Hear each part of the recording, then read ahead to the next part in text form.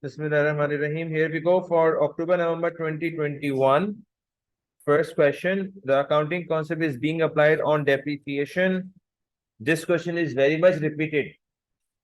Last yearly में भी ये question आया था. Main accounting concept applied on it are matching, prudence, consistency, and somehow historical cost concept. So which option is available? Matching. Right हो गया. Next. Number 2. A company purchased a new delivery vehicle. Which item should be appear in income statement? इसका क्या मतलब? Not part of non-current asset. यानी ये capital expenditure नहीं होगा. कौन सा वाला कैपिटल एक्सपेंडिचर नहीं होगा? Delivery cost of vehicle, yes, ये एसेट की कॉस्ट में ऐड होगा. इंश्योरेंस इनकम स्टेटमेंट में जाएगा. पेंटिंग द कंपनीज नेम, ये भी कैपिटल एक्सपेंडिचर है, एसेट की प्राइस में ऐड होगा. जब तक ये एसेट वर्केबल नहीं होगा, जब तक इस पे कैरेज ना हो जाए, जब तक उस बिल्डिंग का नाम पेंट ना हो जाए, या ऑफ कोर्स जब तक आपने उसकी कीमत पे ना कर दी हो, ये सारे कैपिटल एक्सपेंडिचर हैं एक्सेप्ट इंश्योरेंस. इंश्योरेंस क्योंकि रेगुलर एक्सपेंडिचर है, बार बार पे करना पड़ेगा. एसेट की कॉस्ट बार बार नहीं खरीदेंगे, बिल्डिंग का नाम बार बार नोट नहीं, उसमें नहीं पेश करेंगे. Next question number, so correct option is D. Now question number 3. A company has two non-current assets X and Y. Details are given to us. मांग क्या रहा है sir?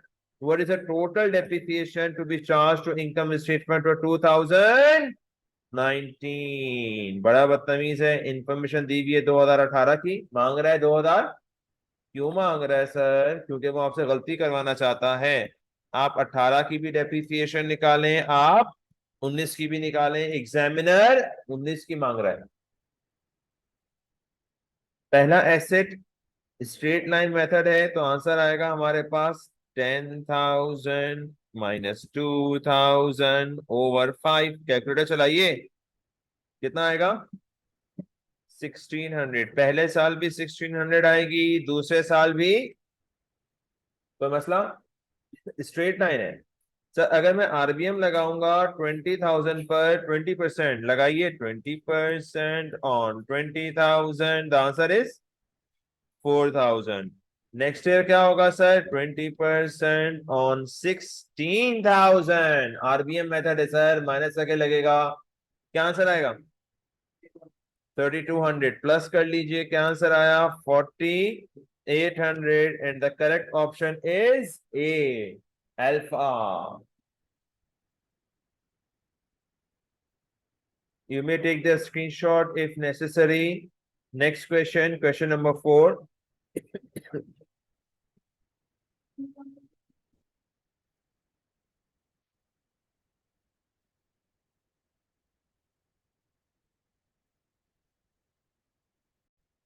Now, question number 4. A business purchase a new machine. Consecutive depreciation के 4 सवाल एक ही paper के अंदर. New machine for January, on January 1st, 2020 for 15,000 by paying 10,000 by check. The balance is settled by the part exchange of an old vehicle. The old vehicle had a cost of 12,000 on 1st January 2018 and had been expected to last for 6 years. Residual value 2,400.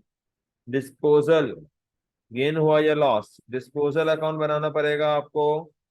आइए disposal account बनाते हैं. कितने का asset था जो old asset, कितना depreciate हुआ, कितने में एक्सचेंज हुआ, फिर आएगा लॉस और गेन.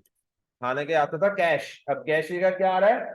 Exchange account. पहले आता था कैश डिस्पोजल अकाउंट में, अब कैश की जगह. तो सर कितने का एसेट था जो जा रहा है? 12,000.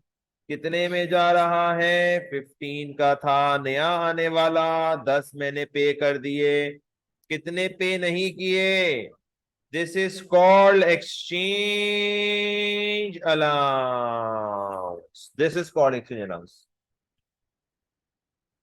अब सिंपल मुझे क्या निकालनी है? इस 12,000 वाले की पुरानी डेप्रिसिएशन, 2018 में खरीदा था, 18, 19, 20 नहीं लेंगे, 18, 19, 2 साल डेप्रिशिएट करेंगे। कैलकुलेटर चलाइए, कैलकुलेटर। 1 साल की डेप्रिसिएशन क्या आ रही है? 1600। 2 सालों की स्ट्रेट लाइन मेथड है, सेम रहेगी, 1600 1600। Sir, it is a loss, and it is a big loss. And loss of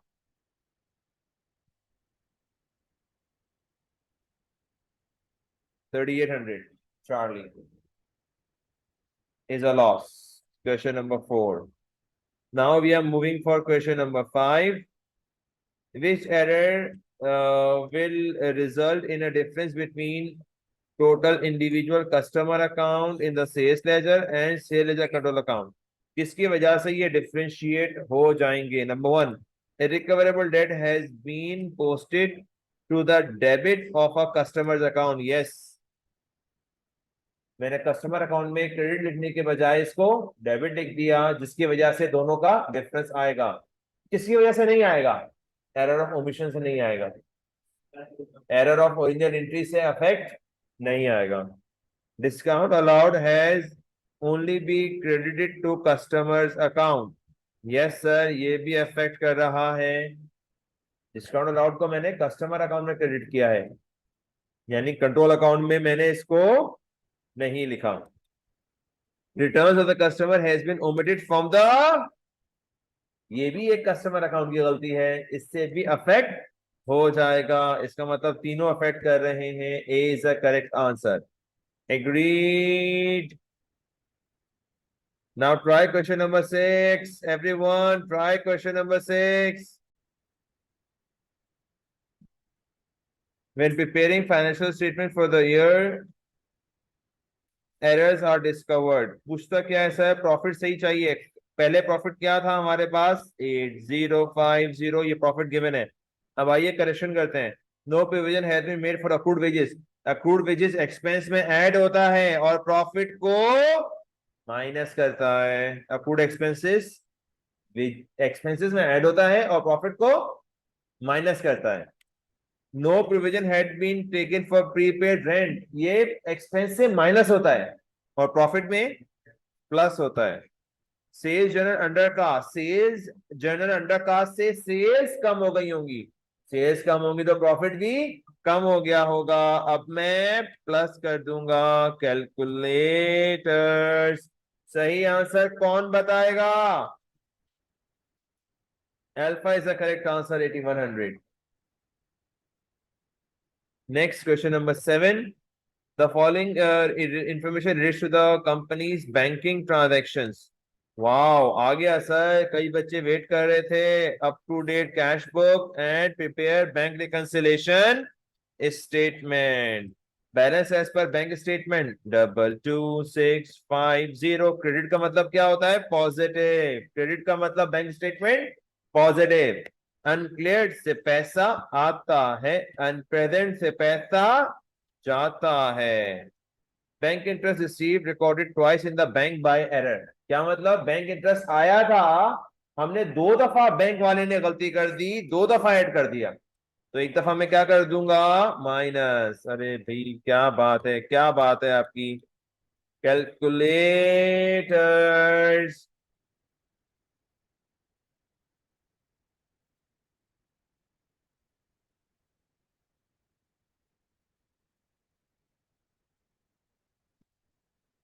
इसका लास्ट वाले का आंसर चेक कर लो, क्या आया था? 8500। आवाज से बोलो कि समझ आ जाए बेटा। नंबर 7 का आंसर बताइए, आवाज से क्या आ रहा है? अब ये आंसर, ये आवाज आ रही है। 18820। Correct option is a, alpha. Number 8, question discounted, गलती हो गई होगी। Number 9, a business valued inventory at the end at a cost of इतना. This did not take an account these transactions. Markup दिया हुआ है हमारे पास 25%. गुड्स, क्वेश्चन नंबर 9, हमारे पास इन्वेंट्री गिवन है 24650 और मार्कअप का फॉर्मूला होता है S is equal to C into 1 + I. अगर सेल्स गिवन है तो कॉस्ट निकालने का तरीका होगा कि मैं 1.25 से उसे डिवाइड कर दूं. अगर सेलिंग प्राइस गिवन है, कॉस्ट निकालने के लिए हम 1.25 से इसको डिवाइड कर देंगे. 1.25 कैसे हो गया? 1 + I, 1 + 25%. 25% का मतलब होता है 25/100 यानी 0.25, 1.25. Goods had been invoiced for 3,000 included in sales. They should have been treated as goods sale or return basis not yet confirmed. Sale और रिटर्न तक एयर एंड तक अगर सेल और रिटर्न कंफर्म ना हो तो सेल्स नहीं होती. सेल्स से माइनस होता है, स्टॉक में ऐड होता है. लगाइए 3,000/1.25. क्या 3,000 सेलिंग प्राइस है? जी हाँ, सेलिंग प्राइस है. निकालें आंसर्स. क्या आ रहा है इसका? 3,000/1.25.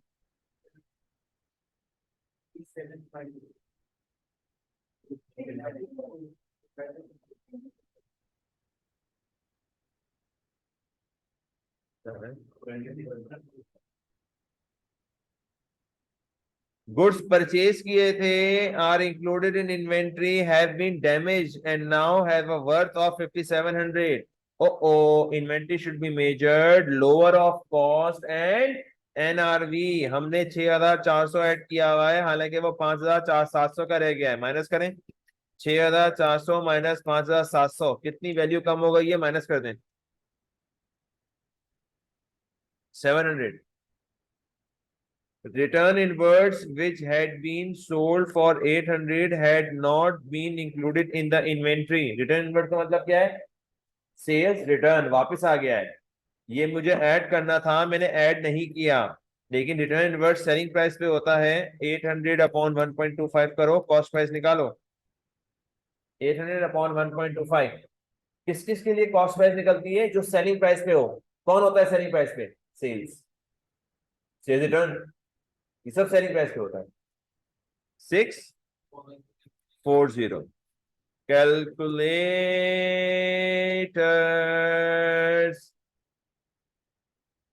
कौन कौन सी चीजों पे मार्कअप का फॉर्मूला लगता है? सेल्स, सेल्स रिटर्न, सेल और रिटर्न, इन सब पर ये फॉर्मूला लगता है आमतौर से.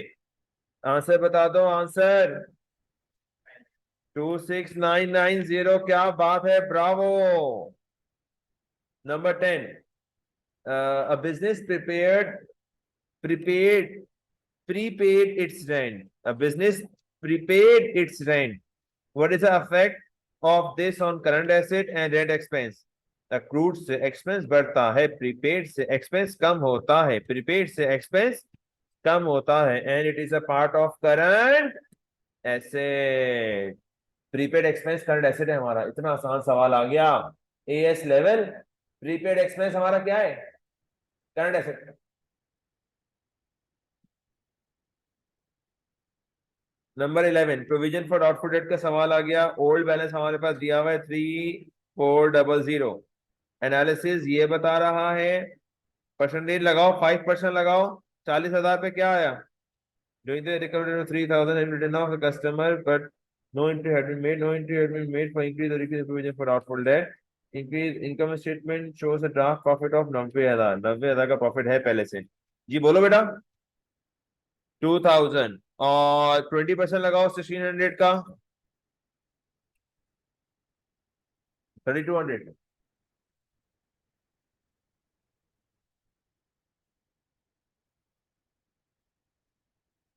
320 प्लस कर लें, कितना आया? पुराना वाला कितना था?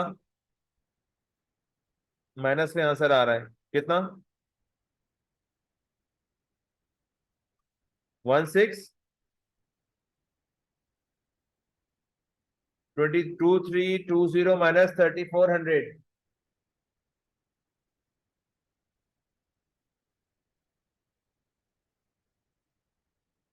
तो हमारा प्रॉफिट था 90,000, इसमें से पहले तो हम बैड डेट्स माइनस करेंगे कितने, 3,000, और फिर प्रोविजन फॉर डाउटफुल डेट कम हो गया तो प्रॉफिट में ऐड हो जाएगा। करेक्ट प्रॉफिट बता दें क्या आएगा। करेक्ट प्रॉफिट नहीं पूछ रहा है एग्जामिनर, सिर्फ डिफरेंस पूछ रहा है। डिफरेंस बताएं इसका क्या आ रहा है। 190। प्रॉफिट बढ़ जाएगा या कम हो जाएगा। What is the affect of this on this omission. Profit will be over stated. अब मुझे माइनस करना पड़ेगा। इन एरर से पहले क्या था, अब मुझे माइनस करना पड़ रहा है करेक्शन के बाद। करेक्शन से पहले क्या था, इसका मतलब क्या है, बिफोर करेक्शन। और ये क्या है, आफ्टर करेक्शन, आफ्टर एडजस्टमेंट। हम करेक्शन करेंगे तो ये आंसर आ रहे हैं, और करेक्शन ना करते तो क्या होता, माइनस करना था, अब इसका मतलब ओवर हुआ हुआ है। इस तरह चूज करते हैं। गुडविल वाले सवाल आउट ऑफ सिलेबस हैं, ये स्लिप का A2 में ट्रांसफर हो गया है। Admission, retirement, goodwill, revaluation, which are not appropriation.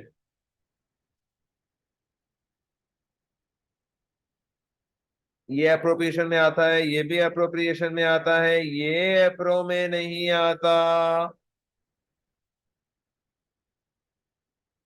ये भी नहीं आता। 3 and 4, the correct option is delta.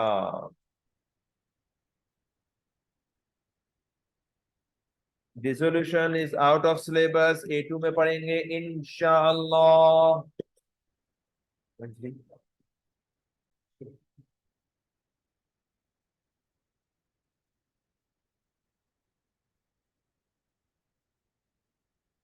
Number 16. Which item will be shown in the equity and reserve section of financial position? Debenture? No, sir. Finance cost? No, sir. Retained earnings? Yes, sir. Share premium? Yes, sir. Correct option is Delta. Number 16. An investor owns 5% of the preference shares. Which type of preference share does the investor own? Okay. 1 year H Limited does not have enough profit to pay preference dividend. The investor expects the profit to improve and thinks the director will pay the outstanding dividend in the year following. यानी अगले साल मुझे मिला के मिलेगा। तो ये कौन से वाले होते हैं, कम्यूलेटिव। ये एक्सपेक्ट कर रहा है मुझे मिला के मिलेगा, तो इसका मतलब ये कौन से वाले प्रेफरेंस शेयर्स हैं, कम्युलेटिव। रिडीमेबल वो होते हैं जो वापस करने होते हैं। आगे आ जाए। टोटल इक्विटी निकालनी है सर, टोटल कैपिटल एम्प्लॉयड, यानी capital plus non current liabilities.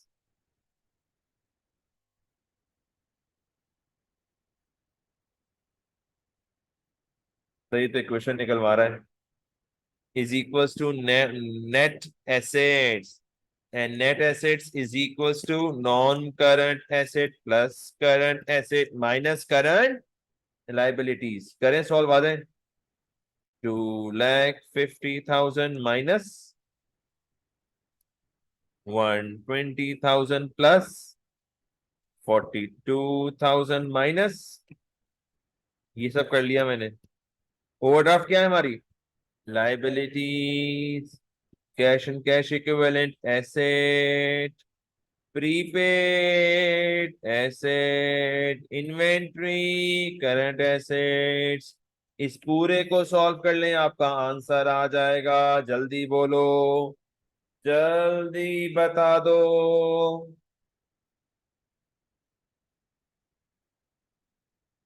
Yes, 1,75,000 is the correct answer. Number 18. A trader had a current ratio 2:1. Which event would cause this ratio to increase? यानी current asset का current ratio का formula होता है current asset over current liabilities. इसका answer आ रहा है 2:1। वो कह रहा है इंक्रीज कैसे होगा? जब डिनोमिनेटर वाला रिड्यूस हो जाए या न्यूमरेटर वाला। इन दोनों सूरतों में आंसर इंक्रीज होगा। Buying goods for resale on credit, no sir, asset भी बढ़ रहा है, लायबिलिटी भी बढ़ रही है, कोई अफेक्ट नहीं होगा। अफेक्ट नलफाई हो जाएगा, जीरो हो जाएगा। जितने की चीज खरीद रहे हो उतने का उधार भी उतना उधार भी बढ़ जाएगा ना भाई साहब। Buying new machinery on credit,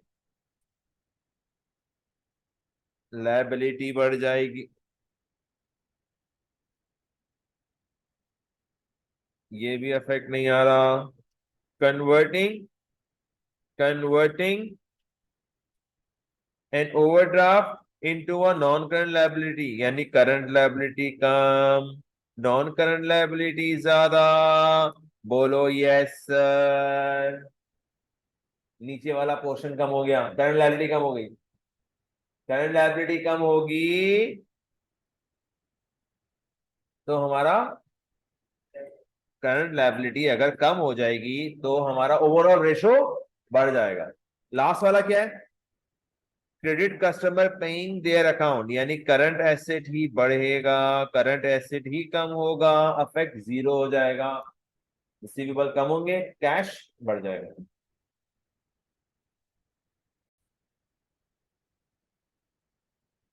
number 19, customer period निकालना है। Trade receivable upon credit sale into 365, सबको आता है निकालना।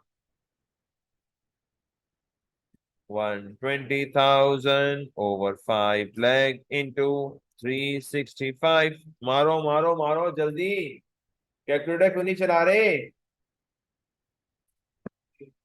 88 days, C is the correct answer. Next, a company purchase a product that costs 120, company expects to make a gross profit margin 1/3, what will be the markup? अरे भाई सीधा सीधा बोलो ना, प्रॉफिट चाहिए मुझे, परेशान क्यों कर रहे हो? मार्जिन का फॉर्मूला लगाना है, T is equal to S into 1 - I। परेशान कर रहे हैं बच्चों को हमारे मासूम छोटे छोटे। A company purchase a product, यानी कॉस्ट है 120, सेलिंग प्राइस क्या होगा? अगर ये 1/3 है, 1/3 का मतलब क्या होता है? 33.33%। वन में से माइनस करो, 0.6667 डिवाइड कर दो 120 से, 120 से डिवाइड करो।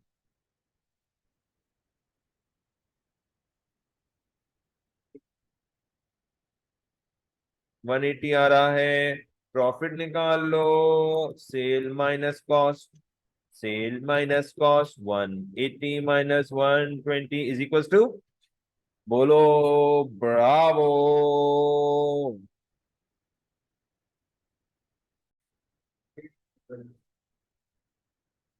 विच cost can be classified as direct cost? Electric motor बनाने में कौन सी डायरेक्ट कॉस्ट आएगी? रेंट? नो सर, ये तो फैक्ट्री ओवरहेड होता है। फैक्ट्री डेप्रिसिएशन फैक्ट्री ओवरहेड होता है, ये तो इनकम स्टेटमेंट में जाता है। सिर्फ एक ही चीज है जो डायरेक्ट कॉस्ट है, direct labour. Direct material, direct labour. Prime cost पूछ रहा है, डायरेक्ट कॉस्ट पूछ रहा है भाई। हाँ, ये लेबर के क्वेश्चन आजकल बड़े एग्जामिनर ना कंफ्यूज दे रहा है, कोशिश करें। एन एम्प्लॉय पेड $16 बेसिक, अगर वो 7 घंटे रोजाना काम करे। पाकिस्तान की तो बात नहीं हो रही है, यहाँ तो लोग क्या कोई कुछ नहीं कर देते ज्यादा कमाने के लिए, स्कूल से फारिग नहीं होते कोचिंगों में पहुंच जाते हैं। जनरल बात कर रहा हूँ, एजुकेशन प्रोवाइड करने के लिए, है ना। Over time is paid time and half, क्या मतलब, अगर बेसिक का रेट 16 है तो ओवर टाइम का रेट क्या होगा, 1.5।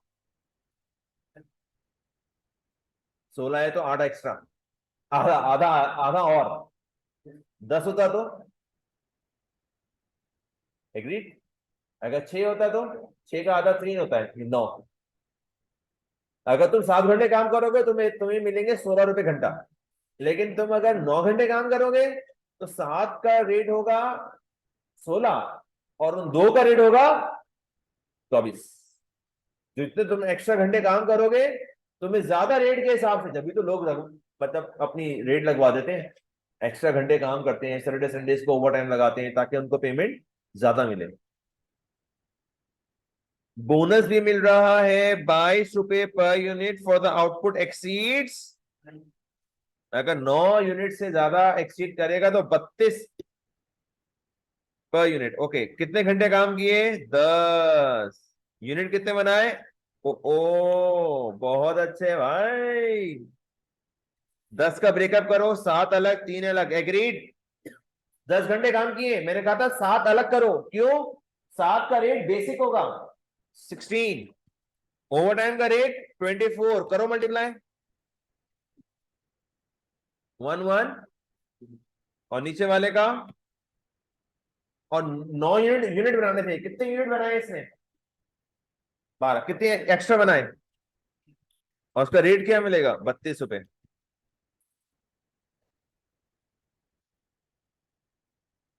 22 का टोटल करके आंसर बता दो भाई।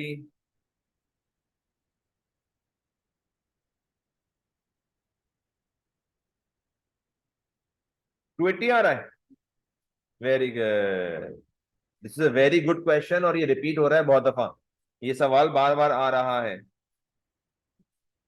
फीफो आ गया सर, फीफो। और मैं आपको बता दूं, एग्जामिनर पीरियोडिक करो या परपीचुअल, फीफो में आंसर सेम आता है। What is the value of inventory, what is the value of, आता है भाई सबको ये,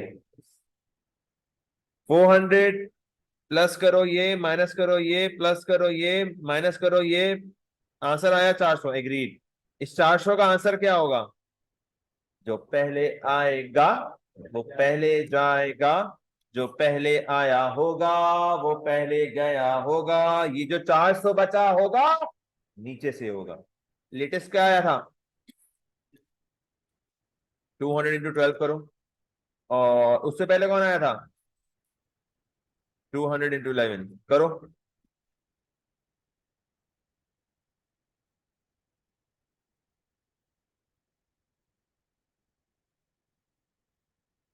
ब्रावो, इजी। फीफो के अंदर क्या होता है, जो पहले आते हैं वो पहले जाते हैं, तो जो बचे हुए वो कहां से होंगे, लेटेस्ट वाले बचे हुए होंगे।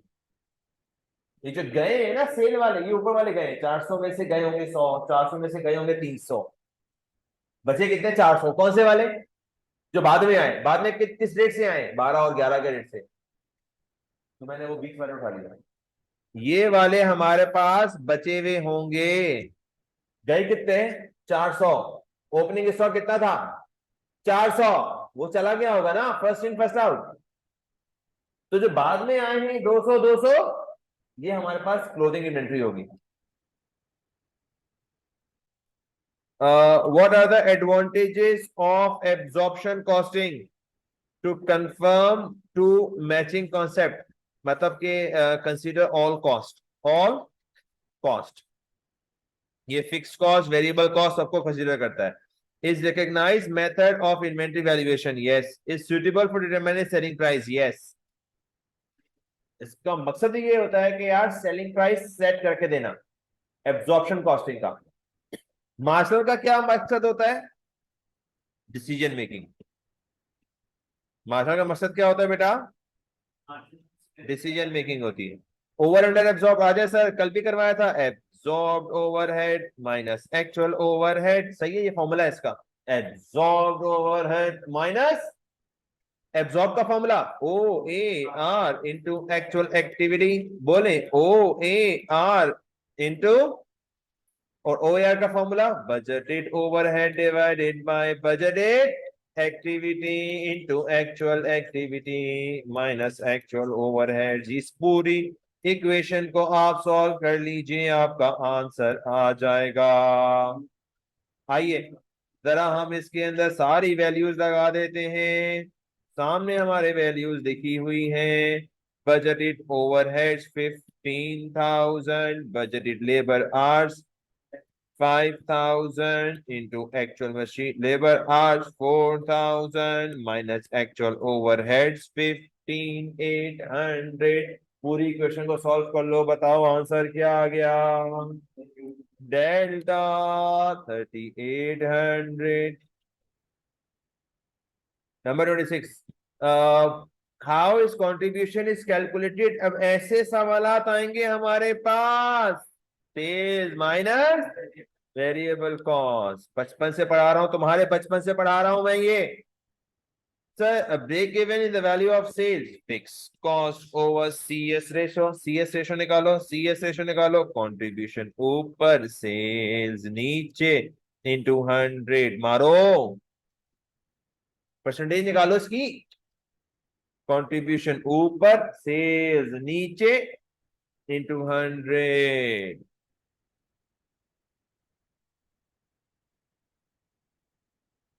हो जाएगा सर, ये आराम से हो जाएगा। आगे चलते हैं। Which statement describes assumptions of break even. कई दफा बात की जा चुकी है ब्रेक इवन के assumptions। Cost can be classified as variable and fixed. Yes, sir. Cost cannot be actually divided into fixed cost and variable cost. No, sir. There are only two types of cost. And CVP कहता है, break even कहता है, there will be only two types cost. Two types of cost, either fixed cost or variable cost. And there are multiple products of variety of mix. No, sir. ये होता है marginal costing में। There is a single product constant for product mix. Yes, sir. There will should be a single product. जो product mix बनता है, limiting factor वाला करते थे हम लोग। क्या what to produce, what not to produce, which product to give priority, which product to leave, ये हम करते हैं मार्जिनल कॉस्टिंग में, लिमिटिंग फैक्टर में, एब्जॉर्प्शन में नहीं। ब्रेक इवन बनाते वक्त भी हम लोग जाहिर है किसको लेते हैं, एक प्रोडक्ट को लेते हैं। ब्रेक इवन बनाते वक्त भी हम सिर्फ एक प्रोडक्ट ही को कंसीडर करते हैं।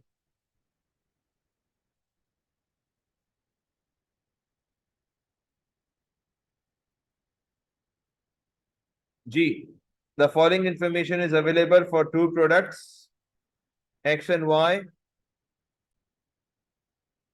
आइए तो एक्स के लिए हमारे पास ऑलरेडी गिवन है 25,000 यूनिट्स। सो पहले कंट्रीब्यूशन निकालें, कंट्रीब्यूशन पर यूनिट निकालिए दोनों का जल्दी जल्दी। 10 एंड 15। अगर मैं 20 एक्स के लिए, अगर मैं एक्स के लिए बात कर रहा हूं, मैं 25,000 यूनिट्स बनाऊंगा, कंट्रीब्यूशन कितना अचीव हो जाएगा, 2,50,000। टोटल फिक्स कॉस्ट कितनी है मेरे पास, 400। रिमेनिंग कितनी रह जाएगी, अगर 4 लाख में से 250 कवर कर ली एक्स ने, तो वाई को कितनी और कवर करनी बाकी है, 150। तो निकालें fix cost over contribution per unit. Fix cost remaining कितनी है डिवाइडेड बाय कंट्रीब्यूशन। ये वाई के लिए कर रहा हूं मैं काम, वाई के लिए, राइट।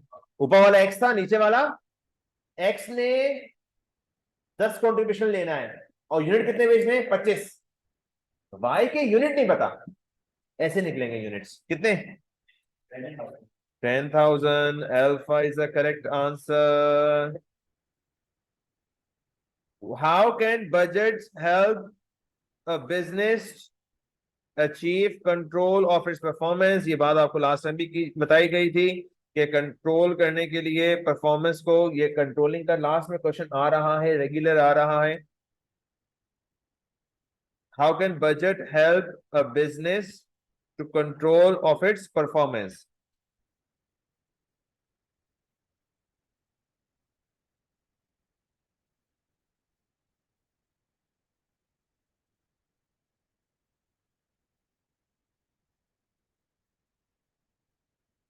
ऑफ कोर्स 30 लग रहा है। ए, थैंक यू वेरी मच।